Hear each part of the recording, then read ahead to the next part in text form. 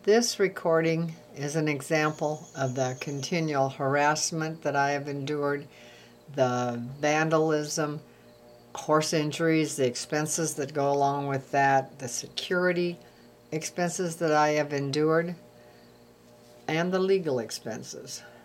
At the end of 2014, my expenses totaled $259,112.65. I have not included or added up the expenses from 15, 16, 17, or 18. I have the receipts. This is the wire that was wrapped around poor little Cisco's leg. He was a 6-month-old colt, and he was a beauty. When I came home from Des Moines, his little leg was in here, and this was wrapped around the fence. That wire is so thick, I had to get pliers to get it undone so I could get him loose. And there just wasn't anything left of his back leg. I had him insured for $15,000. I didn't get it because people don't believe that someone would do that to an animal. This is what Cisco looked like. He was just a beauty. Little guy. Just a little beauty. I had spent some money on the breeding fees because his grandfather was the top paint horse in the United States, and his son was one of the top horses in Iowa. Also, Cisco had a problem with his fronts. He required surgery on his one front knee when he was young, and it straightened out. But all those expenses are what I had in this beautiful colt that I lost. Here is an example of the staples, construction staples and old nails that I found repeatedly in the bunks in the morning, and a lot of white debris in the bunks that I was told was limestone mixed with water. It was speculated that the staples and nails were mixed in the corn with the water and the lime to make the staples stick to the corn. And they were trying to kill these horses. Starting clear back in 2003 is when this happened. Cisco was 1997. This was born. This was found on 2 different occasions. These are my saddles. Constantly vandalized in my saddle room. They break into the corn crib, change the lengths of my stirrups on my saddles, cut. I mean, look at that. I'd get on the horse, start riding, pretty soon the saddle would be off the side, and one stirrup I realized would be longer. In this case, you can see the uneven stirrups, but they cut the girts on all of my saddles. I had to replace them. Around the house, they took the downspout off of over on my bedroom deck, removed this section, and then filled the drain pipe that leaves the house with all the rocks and the landscaping. That was an enormous bill. Here's the amount of rocks the plumbers had to get out. Here is the air conditioner. I had it checked. It was fine. Plumber came back out, and when I saw this green stuff, and he said someone to loosen the bolt, and so he tightened it and checked it, and it went back to town. And then within a week, the air conditioner burned out because all the freon was gone, and the basement almost flooded because of the pipes were vandalized inside of the house from an illegal entry that I wasn't aware of. This is December 2003.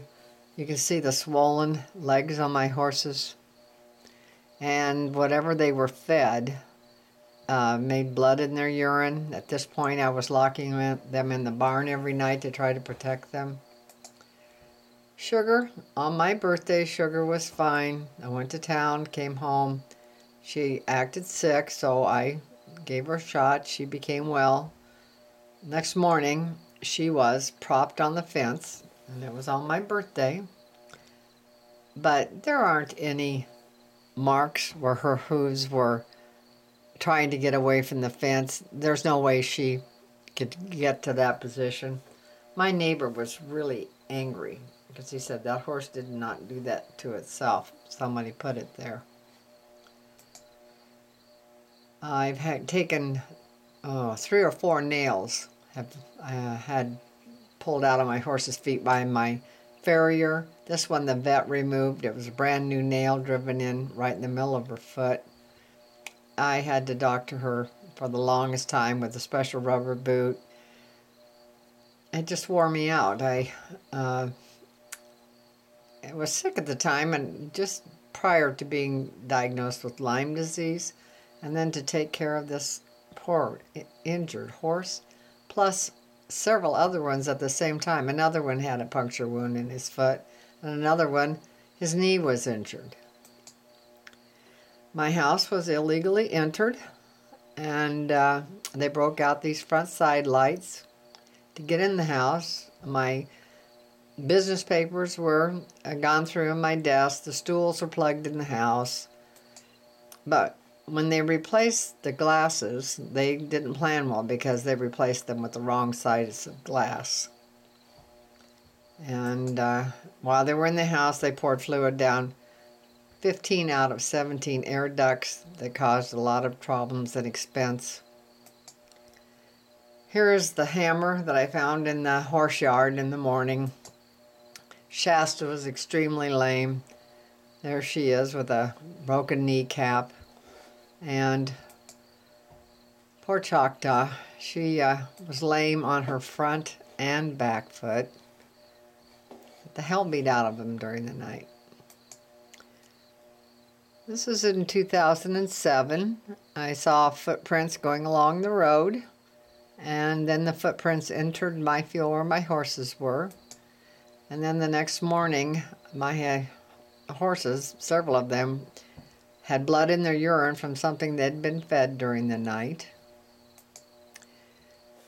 Here is me checking my horses and putting Lakota in with Muffin for the day.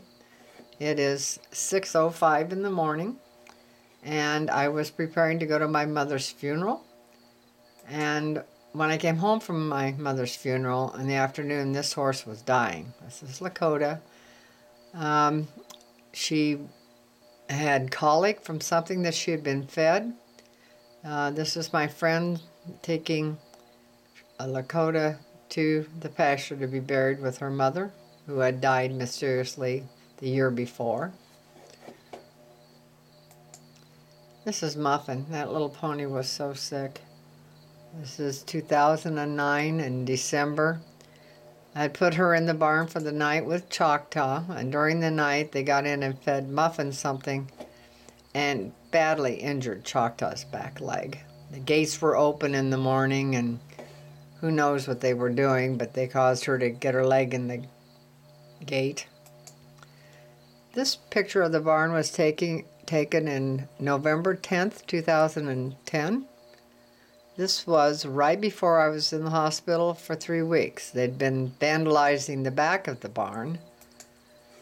Here, my Candyman and I had repaired this, and another man came and we closed it up. Every day we closed it up, they'd tear it open. And when I was in the hospital, they hooked on to something and tore the whole front of the barn out. I mean, you can see from the previous picture, that barn on November 10th was fine.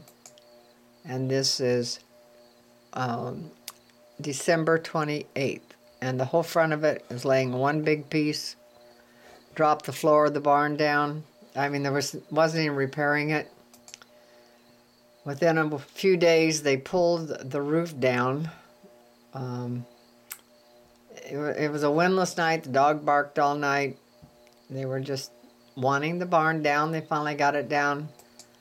And then after the barn was on the ground, I could see vehicles on the road shining bright projection lights at my house. That's the whole thing. That barn was completely destroyed. I spent thousands of dollars repairing the barn, trying to have a safe place for hay for my horses and to protect my horses in the wintertime. All they could think about was tearing the barn down so they could project images on my house. This is 2014.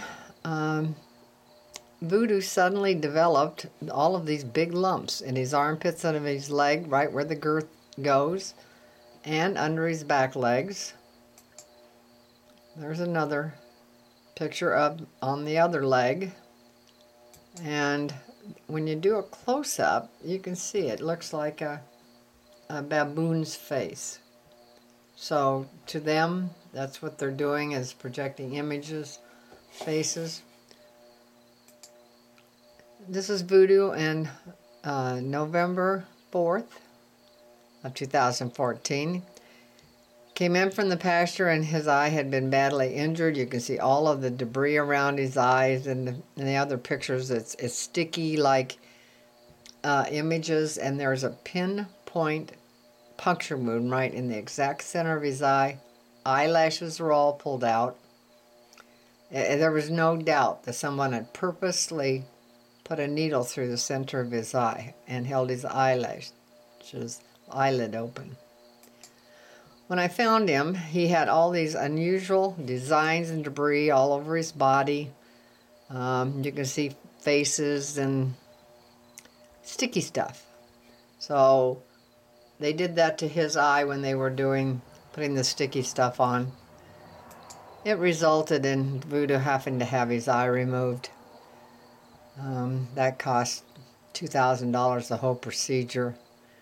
And I was followed when I took him to Ames, and followed when I brought him home and images projected on me. That was one of my first times I recorded myself driving my pickup.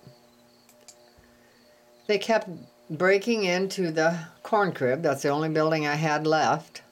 And I put my hay in there, and they kept getting in the night and taking it or throwing it out and feeding to the horses. So my neighbor came over and put a cable around the corn crib doors that he ran over here to a ring. And it worked for a while. And then when I was gone one day, they came and drilled open the padlock and got in the corn crib and took the hay. This is the electric water tank that I've used with my horses for years and years and years. It's right here. It was vandalized at least once every year, if not twice. My handyman and I repeatedly fixed the electrical wiring on it, the float, the hole in the water hose. It was just constant. Until the last time they vandalized it, I couldn't get parts, and I decided it was a wasted effort. So now I'm having to water my horses. This is 2016 I started that, with a hydrant. And here's the ice I have to break up every day. This is 2018. Muffin in the morning. I mean, she was fine the night before, and in the morning I saw her laying down there, and she just wandered around like she was on drugs. And then she just laid down and died. Most recently is my beautiful Choctaw. Again, I have recordings of her up to the day before this happened. But what I've recorded after her death was during the night, my horses were all shaved. You can see around the spots on their bodies, and images put on their body. Different shading makes it look like little bears and people. And so whatever they gave her to tranquilize her made her sick, and she died. It's the same death that her sister Lakota died when I came home from my mother's funeral.